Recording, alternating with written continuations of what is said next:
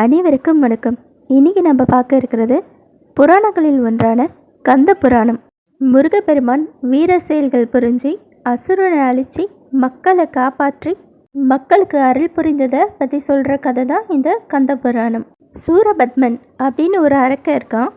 அவன் சிவனை நோக்கி தவம் இருக்கான். அவனோட கடுமையான தவத்தை பார்த்த சிவன் பெருமான் உனக்கு என்ன வர வேணும் கேளுன்னு சொல்கிறாரு. சூரபத்மன் சிவபெருமான் கிட்ட எனக்கு உங்கள் கையால் மட்டும்தான் சாகிற மாதிரி ஒரு வரம் வேணும், வேறு யாராலையும் நான் அழிக்கக்கூடாது, அப்படி ஒரு வரத்தை எனக்கு கொடுங்கன்னு சொல்லி கேட்குறான். சிவபெருமானும் அவனுக்கு அந்த வரத்தை கொடுத்துட்டு போயிடுறாரு. நம்மளை யாராலையும் அழிக்க முடியாது அப்படின்ற தைரியத்தில் சூரபத்மன் என்ன செய்கிறான்னா, மனிதர்களை மட்டும் இல்லாமல் தேவர்களையும் கொடுமைப்படுத்துகிறான். தேவர்கள் எல்லாம் சிவபெருமான் கிட்ட போய் முறையிடுறாங்க, எங்களை எப்படியாவது காப்பாற்றுங்கன்னு சொல்லி கேட்குறாங்க. சிவபெருமானோட 6 முகத்திலிருந்து நெற்றிக்கண் வழியாக 6 தீப்பொறி வருது. அந்த 6 தீப்பொறியும் சரவண பொய்கை ஆற்றில் கலந்து குழந்தைகளாக மாறுது. அந்த 6 குழந்தைகளையும் பார்வதி தேவி தன் கையால் எடுத்து அணைக்கிறப்போ அந்த 6 குழந்தைகளும் ஒரே குழந்தையாக மாறி கந்த உருவம் எடுக்கிறாங்க. வீரவாகு அப்படின்ற ஒரு வீரர் கந்தனுக்கு துணையாக இருக்கார்.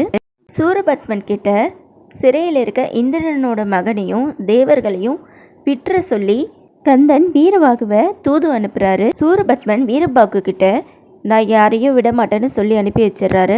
முருகருக்கு கோபம் வந்துட்டு சூரபத்மன் மேலே போருக்கு போகலான்னு சொல்லி கிளம்பி வராரு. போரில் முருகர் சூரபத்மனோட மகன்களான பானுகோபன், இரணியன், சிங்கமுகன் அவங்கள மட்டும் இல்லாமல் அவங்களோட மந்திரியான தர்மகோபனையும் சேர்த்து கொண்டுடுறாரு.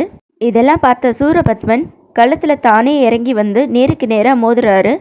முருகர்கிட்ட பலவிதமான மந்திரத்தையும் தந்திரத்தையும் பயன்படுத்த பார்க்குறாரு. ஆனால் முருகப்பெருமான் கிட்ட இது எதுவுமே செல்லுபடியாகலை. பல உருவம் எடுத்தும் பயனளிக்காததுனால கடைசியாக கடலுக்கு நடுவில் போய் ஒரு மரமாக நிற்கிறான் சூரபத்மன். கந்தன் உடம்பிடி அப்படின்ற ஒரு ஆயுதத்தை அவன் மேலே எய்தி 2 துண்டாக பிளந்து அவனை வீழ்த்திடுறாரு. அதில் ஒரு துண்டு மயிலாகவும் இன்னொரு துண்டு சேவலாகவும் மாறுது. கந்தன் மயிலை வாகனமாகவும் சேவலை கொடியாகவும் ஏந்தினார். 6 நாள் போரில் வெற்றி பெற்றதுக்கப்புறம் திருச்செந்தூர்லேருந்து திருப்பரங்குன்றத்துக்கு போகிறாரு. அங்கே முருகப்பெருமானுக்கும் தேவியானைக்கும் திருமணம் நடந்துச்சு. அதுக்கப்புறம் அவங்க 2 பேரும் திருத்தணிக்கு வராங்க. வெள்ளிமலையில் குறவரால் வளர்க்கப்பட்ட வள்ளியம்மைய கந்தபெருமான் திருமணம் செஞ்சுக்கிறாரு. இறுதியாக திருத்தணியில் கந்தபெருமான் 2 மனைவிகளோடு காட்சி அளிக்கிறாரு. திருமணம் முடிஞ்சதுக்கப்புறம் முருகப்பெருமான் மக்களுக்கு அருள் புரிகிறாரு. அந்த அருளை கிட்டுறதுக்காக தான் மக்கள் கந்த சஷ்டி விரதத்தை மேற்கொள்கிறாங்க. 6 நாள் சூரசம்ஹாரம் நடந்தது இல்லையா, 6 நாட்களுக்கு விரதம் இருந்துட்டு 7வது நாள் திருக்கல்யாணத்தை பார்த்துட்டு தங்களோட விரதத்தை முடிச்சுப்பாங்க. கந்த சஷ்டி விரதம் மேற்கொள்கிறதுக்கு பல முறைகள் இருக்குது. சிலர் பாலும் பழம் மட்டும் சாப்பிட்டு விரதம் இருப்பாங்க. இன்னும் சிலர் ஒருவேளை உணவு மட்டும் சாப்பிட்டு விரதம் இருப்பாங்க. இன்னும் சிலர் 6வது நாள் மட்டும் விரதம் இருந்துட்டு மறுநாள் திருக்கல்யாணத்தை பார்த்துட்டு தங்களோட விரதத்தை முடிப்பாங்க. இன்னும் சில பேர் இளநீர் மட்டுமே குடித்து விரதம் இருப்பாங்க. இன்னும் சிலர் மிளகை சாப்பிட்டே விரதம் இருப்பாங்க.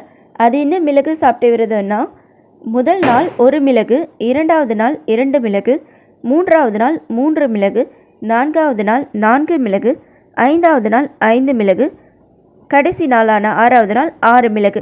இப்படி 6 நாளும் 6 மிளகை மட்டுமே சாப்பிட்டு விரதம் இருப்பாங்க. இப்படி விரதம் இருக்கிறதுனால என்ன பலன் கிட்டோம்னா, அசுரன்னு சொன்னால் பெரிய உருவம் கொண்டு மக்களை கொடுமைப்படுத்துகிறவன் மட்டும் இல்லை, நமக்குள்ளேயே இருக்க கொடிய குணங்களையும் தான் அசுர குணம்னு சொல்கிறாங்க. அப்படி கொடிய குணங்களான ஆணவம், வன்மம், குரோதம் போன்ற தீய குணங்கள் எல்லாம் அழிஞ்சி நல்வழிப்படுத்தி அருள் புரிவார்.